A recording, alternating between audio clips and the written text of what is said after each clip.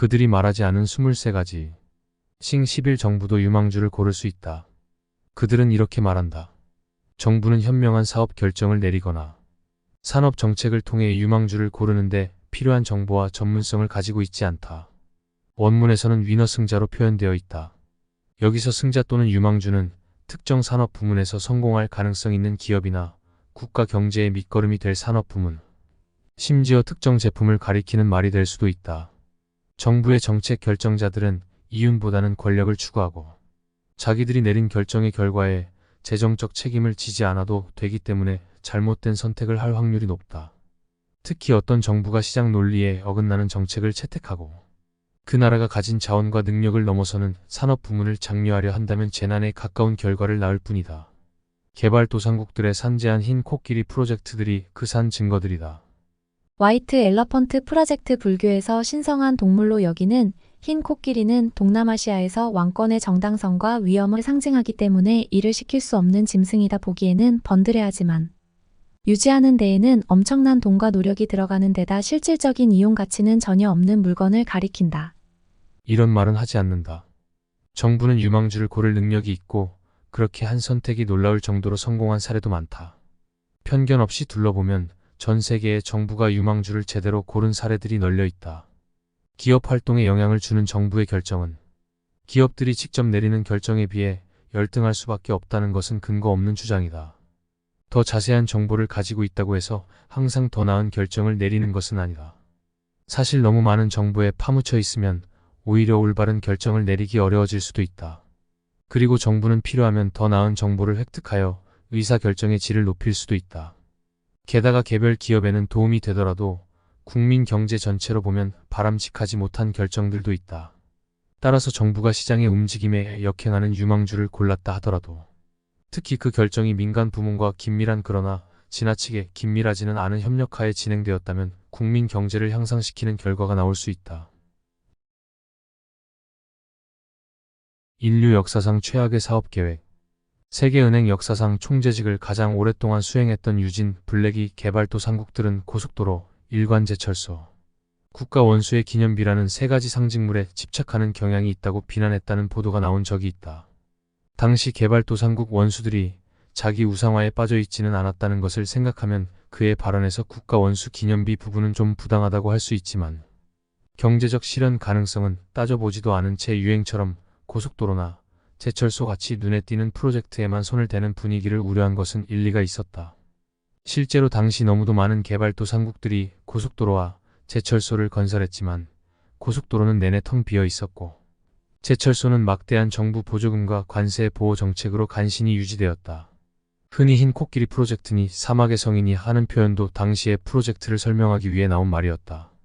그때 개발도상국들이 꿈꾸던 사막의 성들 중에서도 제일 황당무계한 것이 1965년 한국이 내놓은 일관제철소 건설 계획이었다. 당시 한국은 세계에서 가장 가난한 나라 중 하나로 어류, 퉁스텐 같은 천연자원이나 사람 머리카락으로 만든 가발, 저가 의류 같은 노동 침약적인 제조업 제품 수출에 의존하고 있었다.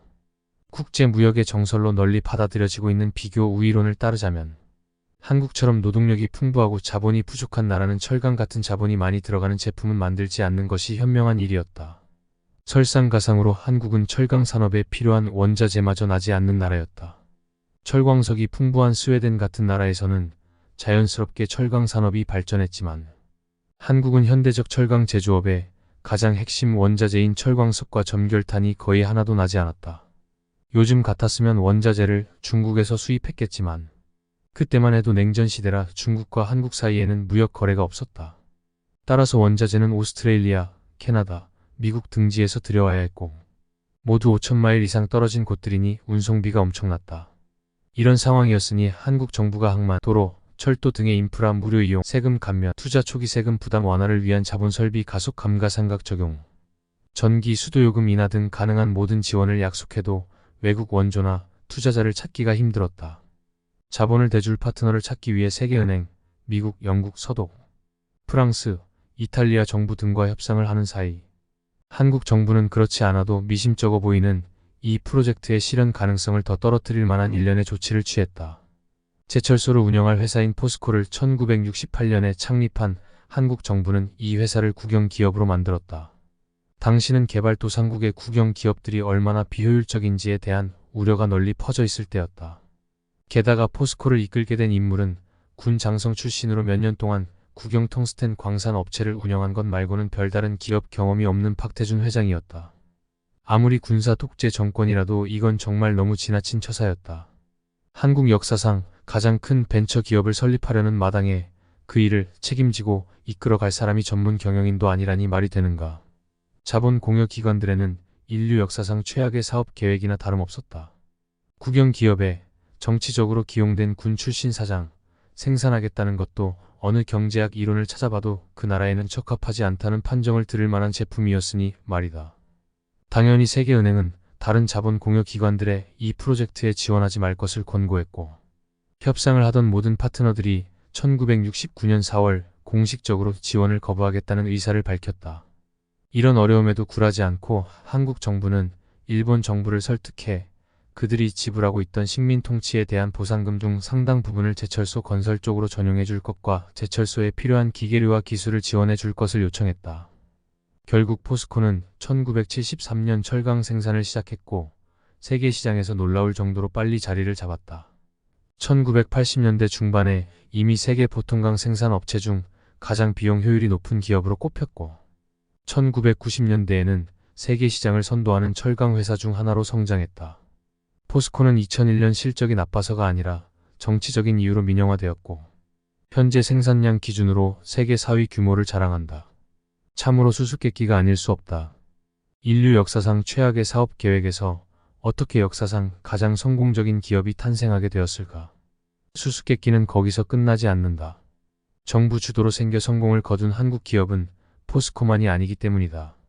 1960년대와 1970년대에 걸쳐 한국 정부는 많은 민간 기업들을 동료의 기업 스스로 선택하도록 놔두었으면 손댈 가능성이 별로 없음직한 부문에 진출하도록 만들었다.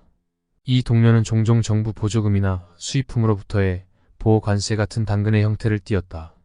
실적이 시원찮은 기업들에는 이런 지원이 중단되었기 때문에 당근인 동시에 채찍이기도 했다. 그러나 이런 당근을 주어도 기업들이 움직이려 하지 않으면 채찍, 그것도 큰 채찍이 동원되었다. 당시 전적으로 국가 소유였던 은행들을 통한 대출 중지 위협이나 중앙정보부에서 조용히 타이르는 방법도 사용되었던 것이다. 흥미롭게도 이렇게 정부 주도로 시작된 기업들 중 많은 수가 큰 성공을 거두었다. 전자업계의 거인으로 이름이 알려진 LG는 1960년대에 섬유산업에 진출하고 싶었지만 정부로부터 이를 저지당하고 대신 전선산업에 뛰어들어야 했다. 아이러니하게도 이 전선 회사가 바로 LG그룹 중에서도 세계적으로 가장 잘 알려진 LG전자의 전신이다. 1970년대에 한국 정부는 현대그룹의 전설적인 창업주 정주영 회장에게 조선업을 시작하라는 압력을 넣었다. 리스크를 두려워하지 않기로 유명한 정주영 회장마저 처음에는 주저했지만 당시 독재자이자 한국의 경제 기적을 주도한 박정희 장군이 직접 현대그룹을 파산시키겠다고 협박하자 마음을 고쳐먹었다는 일화가 있다. 그렇게 시작된 현대조선은 이제 세계에서 가장 큰 조선 회사 중의 하나이다. 불량주 고르기?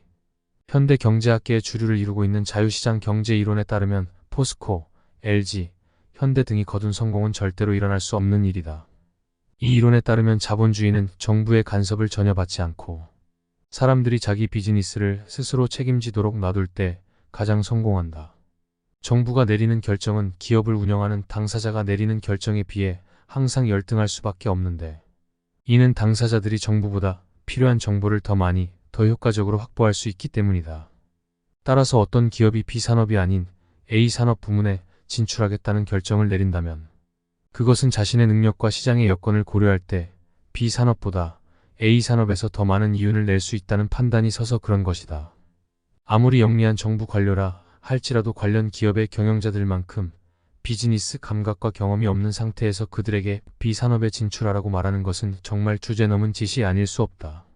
다시 말하면 정부는 유망주를 골라낼 능력이 없다는 주장이다.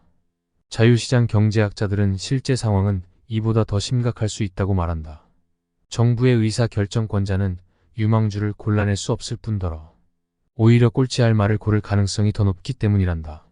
가장 중요한 이유는 정부의 의사결정권자들, 즉 정치인들과 행정 관료들은 이윤을 극대화하는 것보다는 권력을 극대화하는 데 더 신경 쓰고, 따라서 경제적 실효성보다는 가장 가시적이고 정치적 상징성이 높은 흰 코끼리 프로젝트를 선택하게 된다는 것이다. 게다가 정부 관료들은 남의 돈을 가지고 일하기 때문에 자신들이 추진하는 프로젝트의 경제적 성공 여부를 크게 걱정할 필요가 없다. 결국 국가 이익보다는 개인의 명성을 우선시하는 잘못된 목표와 의사결정 결과에 대해 개인적으로 책임지지 않는 잘못된 인센티브를 가진 상태에서 정부 관료가 비즈니스 관련 사안에 개입하면 거의 확실하게 불량주를 고를 수밖에 없다. 그 때문에 기업 관련 비즈니스가 정부의 비즈니스가 되어서는 안 된다고 말하는 것이다. 잘못된 목표와 동기로 정부가 불량주를 고른 가장 대표적인 사례가 1960년대 영국과 프랑스 정부가 공동 출자한 콩코드 프로젝트이다. 콩코드 여객기야말로 인류의 엔지니어링 역사상 가장 기억에 남는 위협이었다. 뉴욕의 브리티시 항공 광고판에서 본 콩코드 광고 문화는 아직까지도 기억에서 사라지지 않을 만큼 인상적이었다. 광고는 사람들에게 콩코드를 타고 떠나기 전에 도착하라고 설득하고 있었다. 콩코드기로 대서양을 횡단하는 데에는 3시간이 걸리는데 뉴욕과 런던의 시차가 5시간이므로 런던에 도착하면 자기가 떠나기 전에 도착하는 셈이다. 그러나 초음속 여객기를 개발하는 데 들어간 돈과 브리티시 항공과 에어 프랑스가 콩코드기를 구입할 때 들어간 정부 보조금 등을 고려하면 이 프로젝트는 대대적인 실패로 끝나고 말았다. 정부가 시장 논리에서 괴리되어 있었기 때문에 유망주를 고르는데 크게 실패한 예는 인도네시아 항공산업이다. 인도네시아는 세계에서 가장 빈곤한 국가 중 하나이던 1970년대에 항공산업에 뛰어들었다. 그 같은 결정을 한 이유는 오로지 인도네시아를 통치했던 모하마드 수하르토 대통령 치하에서 20년 넘게 2인자 노릇을 했고, 수하르토가 물러난 뒤에는 1년 정도 대통령을 역임한 바 있는 바하루딘 하비비 박사가 독일에서 항공공학을 전공하고 그 분야에서 일한 경력이 있었기 때문이다. 널리 인정받는 경제 이론과 다른 나라의 사례들로 비추어 볼 때 정부가 유망주보다는 불량주를 고를 확률이 훨씬 높은데도 한국은 무슨 재주로 그렇게 많은 유망주를 골라낼 수 있었을까? 한 가지 가능한 대답은 한국이 예외라는 설명일 것이다. 무슨 이유가 되었든 한국 정부 관료들이 예외적으로 유능해서 다른 나라 관리들은 모방할 수 없는 방법으로 유망주를 제대로 골랐다고 말이다. 이 이야기는 결국 우리 한국인들이 인류 역사상 가장 똑똑한 사람들이라는 의미이다. 한국인인 나로서는 우리 동포들을 그렇게 훌륭하게 봐줘서 고맙지만 아마도 다른 나라 사람들에게는 이런 설명이 잘 먹혀들지 않을 게 분명하다. 정부가 유망주를 제대로 골라낸 나라는 한국만이 아니다. 동아시아 경제 기적을 이루어낸 다른 나라들도 모두 비슷한 일을 해냈다. 타이완과 싱가포르 정부 관료들도 수단은 조금 차이가 나더라도 정부가 적극적으로 개입해서 성공적으로 유망주를 고른 점은 한국 못지않았다. 더 중요한 사실은 성공적으로 유망주를 골라낸 것이 동아시아 국가 정부들만의 전유물이 아니라는 점이다. 예를 들어 20세기 후반 프랑스나 핀란드, 노르웨이, 오스트리아 정부 등도 보호 무역이나 보조금 지급, 국영 기업에 의한 투자를 통해 산업 발전을 성공적으로 이반하고 지휘했다. 산업 정책을 동원한 적이 전혀 없는 척하는 미국 정부도 2차 대전 이후에는 연구개발 부문에 대규모 지원을 해서 특정 산업이 발전할 수 있도록 유도했다. 컴퓨터, 반도체, 항공기, 인터넷, 생명공학 등은 모두 미국 정부의 연구개발 지원에 힘입어 발전한 대표적인 산업 분야이다. 20세기 초에도 이제는 부자가 된 나라들 대부분이 관세, 보조금 지원, 인허가, 규제책 등을 동원해서 특정 산업을 발전시키는 데 성공한 사례들이 많다. 정부들이 이렇게 유망주들을, 때로는 엄청나게 성공한 유망주들을 제대로 골라낸 사례가 많이 있는데도 이것이 불가능하다고 주장하는 이론이 있다면 그 이론에 뭔가 잘못된 점이 있는 게 아닐까 하는 의심이 들지 않는가? 이 질문에 대한 대답은 예스이다. 그렇다, 이 이론에는 잘못된 부분이 많다. 첫째, 이 이론에서는 어떤 상황을 가장 가까이에서 직접적으로 접하는 사람이 최고의 정보를 가질 수 있고 따라서 가장 올바른 선택을 내릴 수 있다고 암묵적으로 가정하고 있다. 얼핏 들으면 일리가 있어 보이지만 근접성이 좋은 것이 판단을 보장하는 요인이라면 잘못된 판단을 내리는 기업은 하나도 없어야 한다. 그러나 때로는 어떤 상황에 너무 가까이 있다 보면 객관적으로 바라보기가 더 어려울 수 있다. 바로 이런 이유에서 기업의 의사결정권자가 스스로는 천재적인 선택이라고 생각한 결정을 다른 사람들은 노골적으로 비난까지는 하지 않더라도 상당히 회의적으로 보는 경우가 생기는 것이다. 2000년에 인터넷 기업 AOL이 타임워너 미디어 그룹을 인수한 것을 예로 들어보자. 당시 AOL 회장 스티브 케이스는 많은 외부 인사들이 지극히 회의적인 태도를 보였음에도 타임워너 미디어 그룹 인수야말로 미디어와 인터넷의 전망을 바꾸게 될 역사적 합병이라고 공언했다. 그러나 합병은 처절한 실패로 끝났고 합병 당시 타임워너의 CEO였던 제리 레비는 2010년 그 합병이 사상 최악의 거래였다는 고백까지 했다. 물론 한 기업의 활동에 대한 정부의 결정이 그 기업이 스스로 내린 결정보다 나쁠 수밖에 없다는 가정이 항상 맞는 것은 아니라고 해서 좋은 정보의 중요성을 과소평가하려는 것은 아니다. 그러나 정부는 산업 정책을 펴는데 필요한 정보라고 판단하면 그 정보를 확보할 능력이 있다. 사실 유망주를 뽑는데 좋은 성적을 거둔 정부들은 보통 기업들과 효과적인 정보 소통 채널을 가지고 있었다. 정부가 필요한 기업 활동 정보를 확보할 수 있는 가장 효과적인 방법은 국영 기업을 설립해서 필요한 사업을 직접 운영하는 것이다. 싱가포르, 프랑스, 오스트리아, 노르웨이, 핀란드 등이 이 방식에 주로 의존한 나라들이다. 또 정부 지원을 많이 받은 산업 부문에 속하는 기업들의 사업의 주요 현황을 정기적으로 보고하도록 법적으로 요구하는 방법도 있다. 한국 정부는 1970년대에 조선, 철강, 전자 등 몇몇 새로운 산업 분야의 재정 지원을 하면서 이 방법을 철저하게 활용했다. 유망주를 고르는 것은 늘 있어 온 일이다. 지금까지 정부가 유망주를 골라서 성공한 수많은 예를 살펴보고 이런 가능성을 부인하는 자유시장 이론이 왜 허점투성이인지를 이야기했다. 그렇다고 정부가 실패한 사례들을 무시하고 넘어가자는 이야기는 아니다. 이미 앞에서 인도네시아의 항공산업 진출을 비롯해서 개발도상국들이 시도해서 사막의 성으로 끝나고만 수많은 사례들이 있다고 언급했다. 그러나 거기서 그치지 않는다. 정부가 유망주를 선택하려다 실패한 사례는 심지어 이런 일에 능숙하기로 정평이 난 일본, 프랑스, 한국 등의 나라에서도 찾아볼 수 있다. 1960년대 일본 정부는 당시 규모도 작고 취약했던 혼다를 닛산이 인수하는 계획을 추진했지만 뜻대로 되지 않았다. 나중에 혼다가 닛산보다 더 크게 성공했다는 것은 우리 모두가 아는 이야기이다. 한국 정부도 1970년대 말 알루미늄 재련 산업을 육성하려 했지만 알루미늄 생산비의 큰 부분을 차지하는 에너지 비용이 인상되면서 산업 전체가 큰 타격을 입는 것을 속수무책으로 지켜봐야만 했다. 이 사례들은 몇몇 대표적인 경우에 불과하다. 그러나 성공적인 사례만 보고 정부가 항상 유망주를 고를 것이라 옹호해서는 안 되는 것처럼 실패한 사례만 보고서 정부가 유망주를 고르는 개념 자체를 거부해서도 안 된다. 생각해보면 정부가 유망주 선별에 가끔 실패를 하는 것은 자연스러운 일이다. 불확실성의 세상에서 내리는 기업 가적 결정에 리스크가 따르고 그 결정 중에 일부가 실패로 끝나는 것은 당연하다. 아직 증명되지 않은 기술에 도박을 하고 다른 사람들은 가능성이 없다고 생각하는 분야에 진출하겠다는 결정을 내린다는 의미에서 민간 부문의 기업들도 유망주를 선별하는 선택을 끊임없이 하고 그중 일부에서는 성공하지만 일부에서는 실패를 맛본다. 세계적으로 성공한 기업들이 결국 실패로 끝나는 결정을 가끔 내리는 것처럼 유망주를 선별하는데 성적이 좋은 정부들마저도 항상 옳은 선택만을 할 수는 없다. 큰 실패로 끝난 마이크로소프트사의 윈도우 비스타 운영체제를 생각해보라. 그렇다면 문제는 정부가 유망주를 선별할 수 있느냐 없느냐 하는 것이 아니다.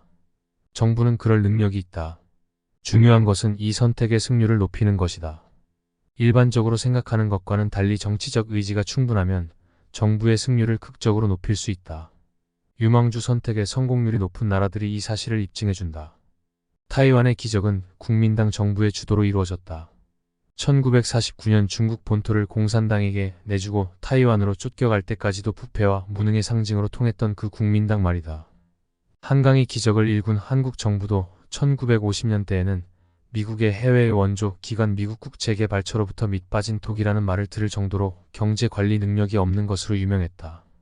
19세기 말 20세기 초반까지만 해도 유망주를 선택할 의사도 능력도 없는 것으로 유명했던 프랑스 정부도 2차 대전 후에는 유망주 선별 부문 유럽 챔피언 자리에 등극했다. 고르는 주체가 기업이 되었든 정부가 되었든 유망주는 항상 선별되고 있는 것이 현실이다. 가장 성공적인 경우는 기업과 정부가 협력해서 선택했을 때이다. 민간, 정부, 민관 협력 등 모든 형태의 유망주 선별에는 성공과 실패가 따르기 마련이고 그 정도도 다양해서 가끔은 엄청난 성공을 부르기도 하고 처참한 실패로 끝나기도 한다. 민간 기업의 유망주 선택만이 성공할 수 있다고 주장하는 자유시장 이데올로기에 묻혀 그 너머를 보지 못하면 결국 우리는 정부가 주도하는 혹은 정부와 민간의 협력으로 추진할 수 있는 경제 발전의 거대한 가능성을 모두 놓치고 말 것이다. 지금까지 싱 10일 정부도 유망주를 고를 수 있다 이었습니다.